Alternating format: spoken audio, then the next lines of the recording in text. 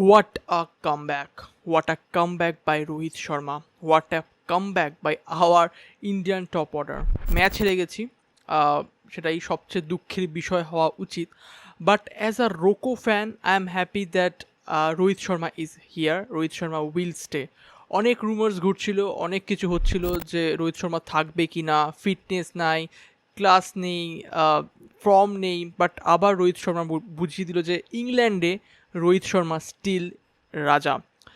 আমরা আজকে যখন রোহিত শর্মাকে দেখতে পাচ্ছিলাম তখন আমার অ্যাটলিস্ট মনে ফিল হচ্ছিল যে আমি এটা 2019-এর সেই রোহিত শর্মাকে দেখছিলাম যে 2019-এর ওয়ার্ল্ড কাপে 4টে থেকে 5টা, আমার ঠিক এখন মনে নেই, বাট 5টা 100 বা 4টে 100 সেই ওয়ার্ল্ড কাপে মেরেছিল। আর যদিও আমরা সেমিফাইনাল আউট হয়ে গিয়েছিলাম বিকজ রোহিত শর্মা খেলতে পারিনি। আছে কিন্তু লর্ডসে আমি সেই রোহিত শর্মাকে দেখতে পারলাম। রোহিত শর্মা ইন্ডিয়ানের এমন একমাত্র ব্যাটসম্যান যে লর্ডসে গিয়ে 100 মেরেছে ওডিআইতে, ওডিআই। এর আগে টেস্টে মেরেছে অজিত আগারকার, বাট আজকে রোহিত শর্মা ফার্স্ট ইন্ডিয়ান, মানে সচিন তেন্ডুলকার মারতে পারেনি, বিরাট কোহলি মারতে পারেনি, যখন সবচেয়ে বেশি রান দরকার ছিল 388, যদিও চেজ হয়নি। যদি এটা চেজ হতো তাহলে সেকেন্ড মোস্ট রান চেজ হতো।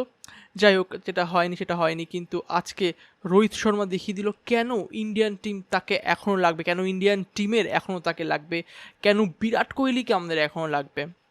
এই দুইজনের কি ইম্পর্টেন্স তারা কিন্তু আজকে বুঝিয়ে দিল আমাদের টিমের।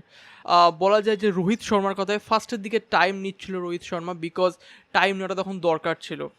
ইংল্যান্ডের সাথে আমাদের আজকে শুধু একটাই কম্প্যারিজন, মানে ডিফারেন্স থেকে গেল, সেটা হচ্ছে জস বাটলারের সেই 13 বলে না 14 বলে সেই 43 রানের সেই রানটা। যদি রোহিত শর্মার কথায় আসি, ফ্যাবুলাস ব্যাটিং, 5টা 6, 17টা 4, 110 বলে 138-এর রান। আমি ভেবেছিলাম ড্যাডি 100 হবে, 200 হবে, বাট হয়নি। আজকে আমাদের টপ অর্ডারের সবাই ভালো খেলেছে, পিচ দারুণ ছিল, বাট যখন রানের প্রেশার 388 মতন থাকে তখন পিচ ম্যাটার করে না, তখন ক্লাস আর কীরকম স্ট্যাচারের সেই প্লেয়ার সেটাই ম্যাটার করে। আর আজকে দেখিয়ে দিল আমাদের বিরাট কোহলি, শুভমান গিল আর রোহিত শর্মা কতটা তারা এই ওডিআইয়ের জন্য কতটা তারা important, specially Rohit Sharma.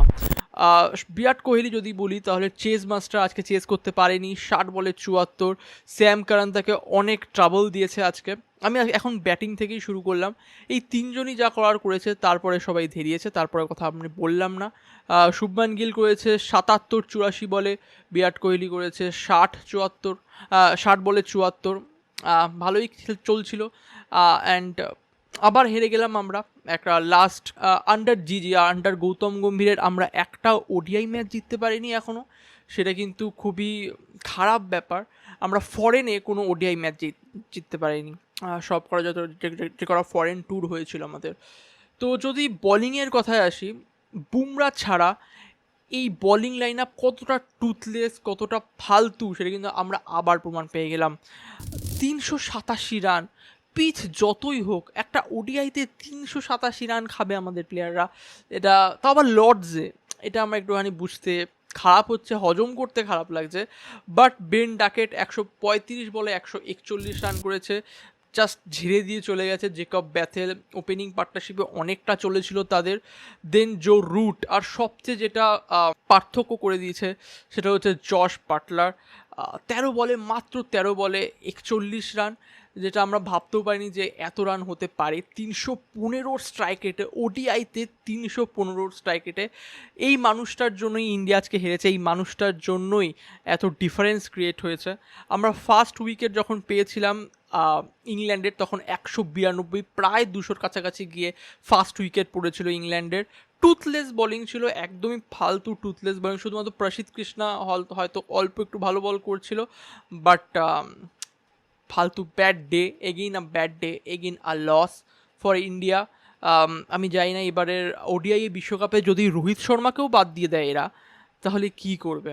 But again, what a comeback, what a story by Mumbai cha Raja Rohit Sharma.